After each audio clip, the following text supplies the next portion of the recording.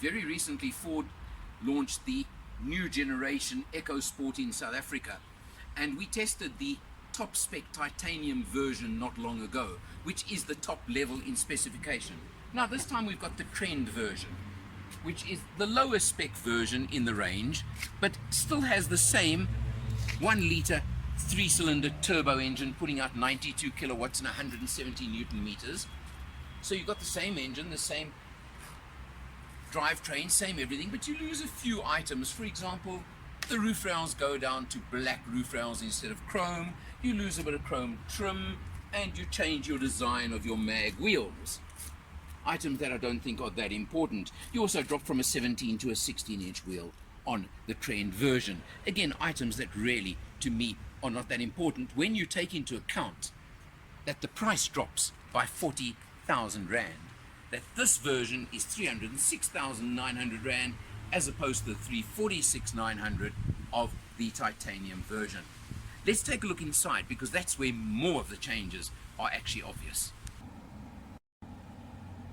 One of the features of this particular test car has been the fact that our fuel economy over 312 kilometers has been 7.6 liters per 100.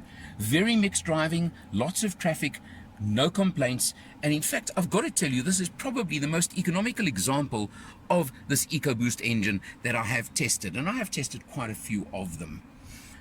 With the 6-speed automatic gearbox, same as the other version, as the titanium version, very smooth, very nice gearbox. And I can't explain, because yes, this engine has lots of power, it's a fun turbo engine, and when you do use it, you do use fuel, so I'm very impressed by the economy. Now, going from titanium to trend, you lose leather seats, and you go to cloth trim on the seats. You do lose electric seat adjustment on the driver's seat, it's manual. And then a big difference is that the screen over here drops from an 8-inch to a 6.5-inch, and you do not get standard navigation.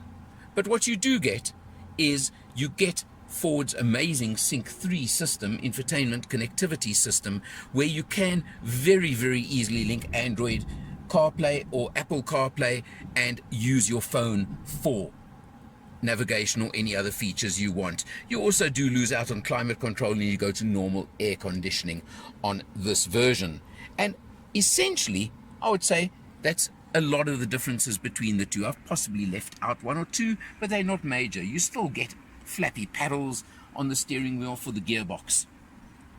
I may not often say this or suggest it, but there are times where I believe that, especially in the current economy, maybe the top spec model, as much as I love my creature comforts and love the extras on a car, the 40,000 Rand savings certainly would make a very, very big difference. And you'd be looking at nearly 800 Rand a month difference on payments if you were financing the amount. That's a big difference. So to me, I've got to say, I enjoy the car, I like it, I enjoy the performance. If I was buying an EcoSport, and it certainly would feature on my list in the crossover category, the trend would be the one I'd look at.